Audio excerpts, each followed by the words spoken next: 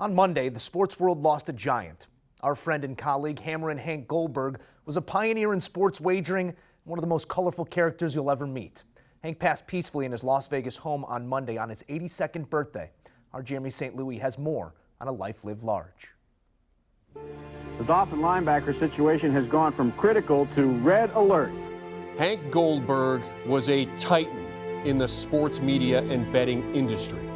His was a career ticketed for success as early as age 17, when Goldberg won $450 on a daily double at the Monmouth Park racetrack in New Jersey. You could say it was just the start of a wildly successful career, as Goldberg would go on to cover the Triple Crown for ABC, amongst many other mega events in sports.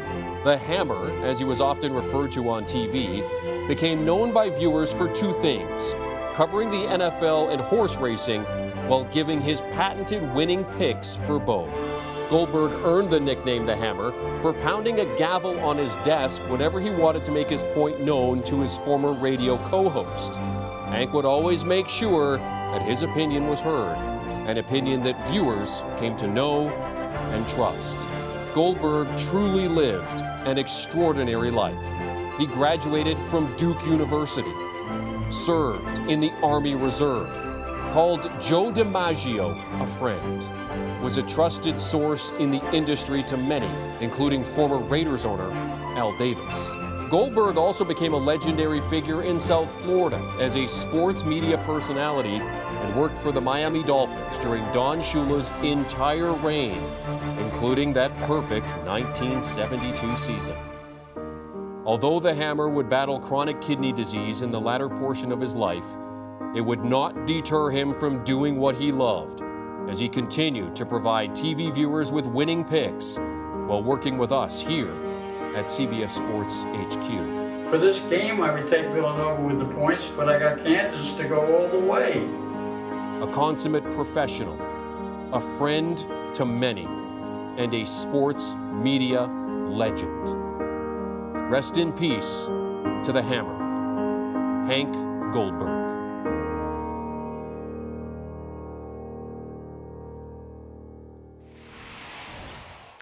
And joining us now to offer their thoughts, two gentlemen who walk in the footsteps forged by the Hammer, Sportsline analyst Larry Hartstein and Gene Menez. Fellas, somber news to pass along here on Monday, but the Hammer did not deal in sadness, so let's celebrate life. Gene, can you give us an idea of what Hank Goldberg meant to you? Well, I think you said it properly there, following in the footsteps of Hank. And, you know, I don't know if I would be at sportsline.com right now if it wasn't for Hank Goldberg.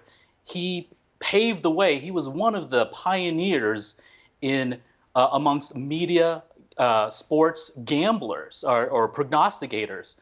And he was doing this 30 years ago when he joined ESPN.com, ESPN Radio and ESPN2. He was picking games for them about 29 years ago. And this has just proliferated with the Supreme Court decision in 2018. So, you know, we see these people on TV now picking games, and it feels second nature to us now. But he was doing this almost 3 decades ago. And I think if you look back upon it, the pioneers in this industry are pretty clear. You've got Jimmy the Greek Snyder, Pete Axthelm for NBC, Chris Berman, and I think you have to have Hank Goldberg amongst those three. And in fact, Hank Ghost wrote all the columns for Jimmy the Greek. I mean, there's so many things that come to mind when you talk about Hank Goldberg. You talk about a guy who set the stage and the value of information, and now there's so much data and analytics, and everyone's picking games based on that. Hank knew everyone, talked to everyone. I mean, he wasn't name dropping when he was telling you, oh, I just talked to Greasy, I just talked to so-and-so. These were the guys Hank talked to. In fact, he would call college coaches and ask for information about their program, and they would ask Hank for tips on a horse race, and he would trade that information. Everybody knew how great he was at the racetrack. And, you know, the thing that sticks out to me, Joe, is just, you know, later in life when things got hard and he was giving his picks to Sportsline, which was a thrill for me to talk to him regularly. You know, he'd be at the dialysis center. The machines are beeping. You know, there's stuff going on. And I'm like, Hank, should we call you back? He's like, no, I want to do this. I mean, he loved it so much.